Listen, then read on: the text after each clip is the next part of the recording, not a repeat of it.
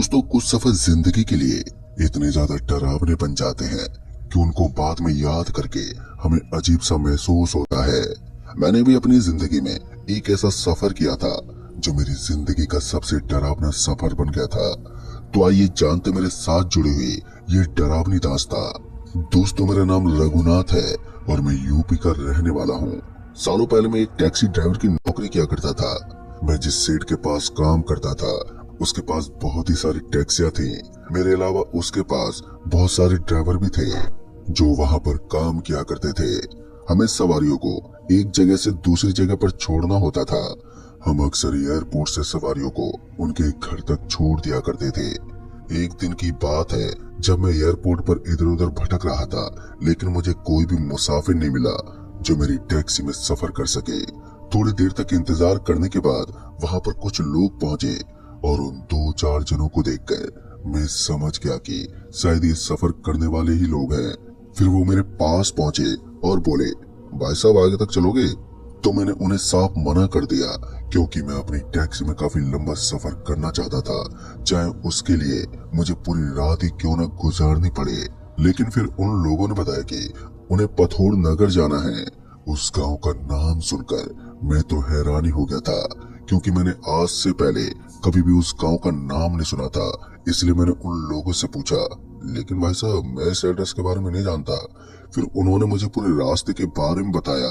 तब जाकर मुझे याद आया कि मैं उस गांव से पहले भी कभी गुजर चुका हूँ। इस समय शाम हो गए थे और अब मेरी ये आखिरी सवारी होने वाली थी। इसीलिए मैंने उन लोगों को जल्दी से गाड़ी में बैठने को कहा। उन लोगों ने मेरा किराया भी डिसाइड कर दिया था कि वो मुझे कितना किराया देने वाले हैं, जिससे मैं भी खुश था और वो लोग भी। फिर उसके बाद मैं टैक्सी को स्टार्ट करके वहां से निकल पड़ा। धीरे धीरे वक्त गुजरता गया और वक्त गुजरने के साथ साथ सूरज आसमान से गायब हो चुका था और हल्के हल्के अंधेरे ने डेरा डाल लिया। कार की रफ्तार ठीक ठाक ही थी कि इतने में मेरे बगल में बैठे हुए एक सवारी ने कहा, भाई साहब जरा 2 मिनट के लिए गाड़ी रोक दीजिए।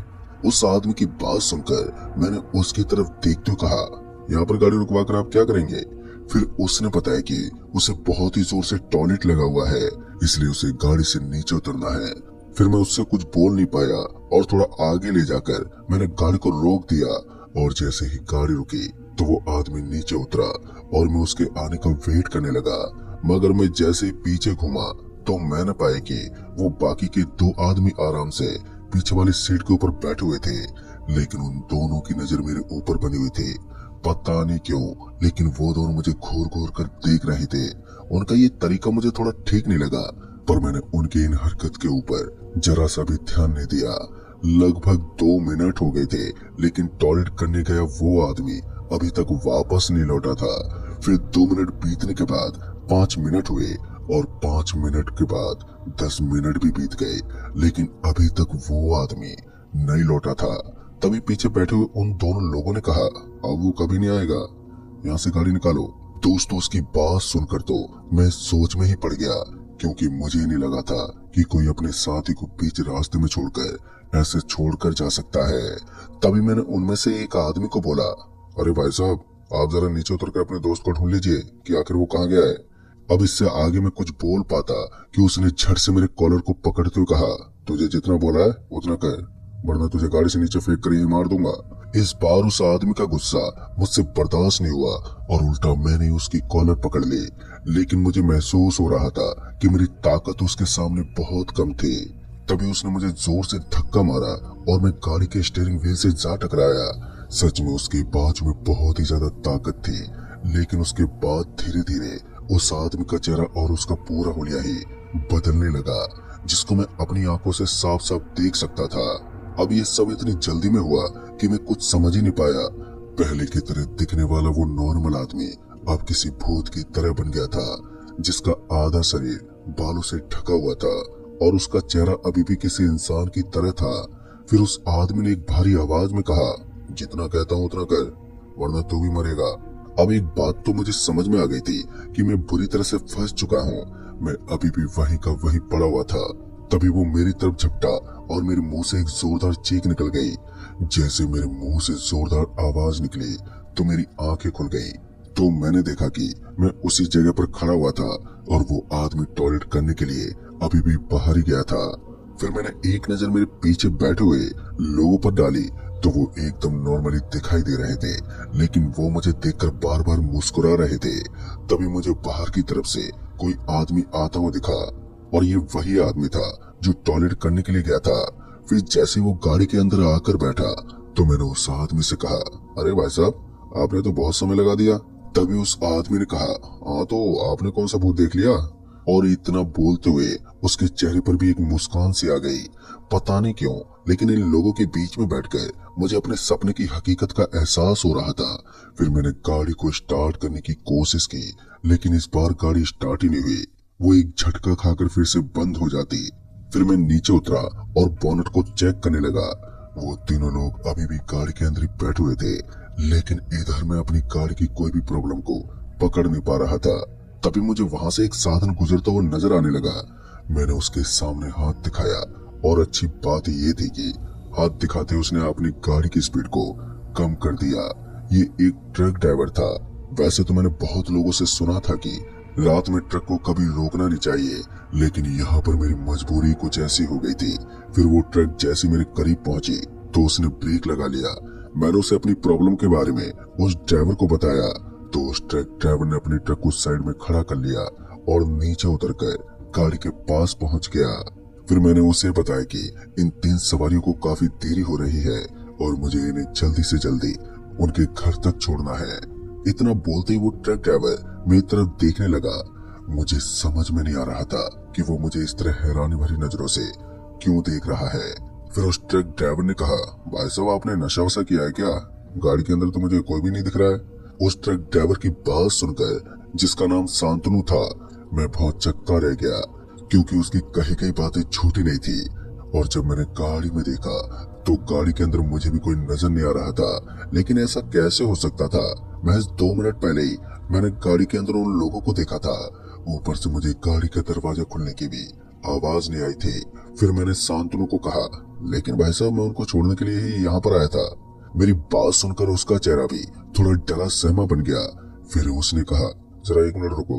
फिर वो गाड़ी के पास गया और उसका दरवाजा खोलकर अंदर देखने लगा। लेकिन हैरानी तो इस बात की थी कि गाड़ी के किसी भी कोने में कोई भी नजर नहीं आया। शांतनु मेरे पास आया और उसने कहा, लगता है आज आपने कुछ ज्यादा ही पी ली है। फिर मैंने उसे बताया कि मैं शराब जैसी चीज से दूर रहता हूँ, मगर उसे मेरी बात पर विश्वास ही नहीं हो रहा था।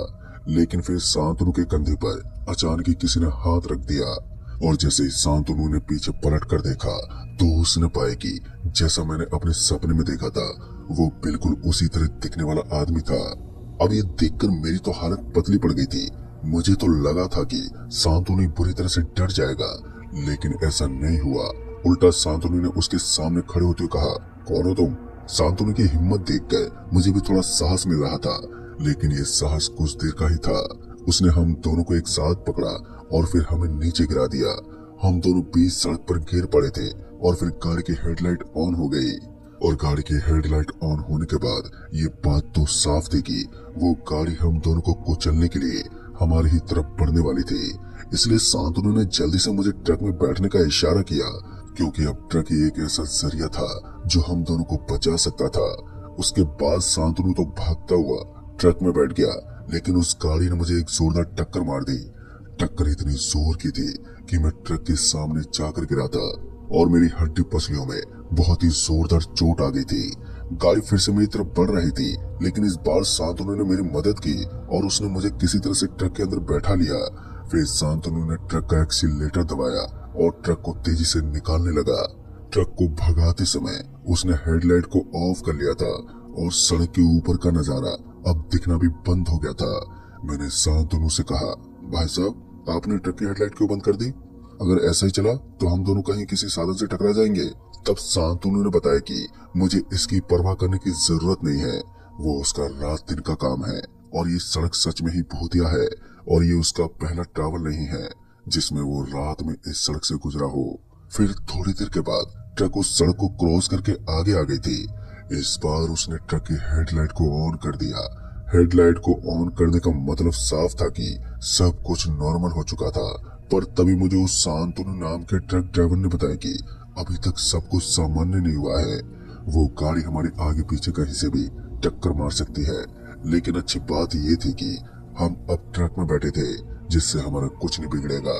लेकिन शांतनु ने मुझसे कहा कि फिर भी तुम ट्रक में मौजूद अपनी परछाई को मत देखना। अगर तुमने अपनी परछाई को देख लिया तो फिर वो आत्मा तुम्हारे शरीर में सवार हो जाएगी। अब ये सुनकर मेरी तो आंखें बंद हो गई थी और लगभग 10 से 15 मिनट बीतने के बाद जाकर मुझे होश आया, क्योंकि अब ट्रक ड्राइवर शांतनु मुझे एक होटल के पास छोड़ चुके थे। उस होटल के पास जाकर मुझे थोड़ा अच्छा महसूस हुआ, लेकिन मेरे हाथ पर काफी जख्मी हो गए थे और उनसे खून आ रहा था। तो शांतनु साहब ने मेरी काफी मदद की और उन्होंने मेरे हाथ पैर के ऊपर पट्टी बांध दी। फिर मैं उस होटल में रुक गया और उस रात शांतनु भी मेरे साथ ही रुके थे। अब बस मुझे इंतजार था तो जल्दी से सुबह होने का। फिर धीरे धीरे समय बीता और समय बीतने के साथ कब सूरज आसमान में छा गया पता ही नहीं चला। सुबह होते मैं जल्दी से बस पकड़कर वापस से अपने इलाके के लिए रवाना हुआ। और फिर जब मैं अपने सेठ जी के पास पहुंचा तो वहां पहुंचकर जो मैंने देखा वो देखकर तो मेरे होश उड़ गए। दरअसल मैंने देखा कि मेरी गाड़ी पहले से ही वहां पर खड़ी हुई थी और फिर मैं अपने सेठ जी के पास गया तो वो भागते मेरे पास आए और उन्होंने कहा, भाई तू ठीक तो है ना, तुझे कुछ हुआ तो नहीं? उनकी बातों से तो मुझे ऐसा लग रहा था कि उन्हें इस घटना के बारे में अच्छे से मालूम है। फिर मैंने उन्हें रात में हुई सारी बात बताई और मेरी बात सुनकर उन्होंने मेरी तरफ देखते हुए कहा, मैं जानता हूँ काफी बार इस तरह की घटनाएं होती हैं। आप जिस गाड़ी को ड्राइव करते हो 3 साल पहले उसके साथ एक हादसा हुआ था। उसका ड्राइवर समेत 2 आदमी चोर डाकुओं की गिरफ्त में आ गए थे। उन लोगों ने उन्हें बहुत ही बुरी तरह से पीटा और उन्हें मार मार कर सड़क के ऊपर फेंक दिया, पर वहां से चलने वाले गाड़ी वालों ने उनकी कोई मदद नहीं की थी और उन तीनों की तड़प तड़प कर वहीं पर मौत हो गई। उस दिन के बाद से वो तीनों लोग उसी दिन लिफ्ट मांगते हैं जिस दिन उनकी मौत हुई थी, और इत्तेफाक से आप उस दिन गाड़ी में थे। और ऐसे हादसे पहले भी बहुत सारे ड्राइवर के साथ हो चुका है। दोस्तों, अपने सेठ जी की पूरी बात सुनकर मुझे उसके ऊपर बहुत गुस्सा तो आया, लेकिन मैं उससे कुछ बोल नहीं सका क्योंकि उसकी लापरवाही की वजह से किसी की भी जान जा सकती थी। फिर उसके बाद मैंने उस काम को छोड़ दिया क्योंकि इस तरह के काम से मुझे क्या लेना देना जिसकी वजह से मेरी जान चली जाए। तो दोस्तों, इस कहानी में बस इतना ही। कहानी आपको पसंद आई हो तो वीडियो को लाइक शेयर कमेंट जरूर कर दें और साथ ही चैनल पर अगर नए हैं तो चैनल को भी सब्सक्राइब जरूर कर दें।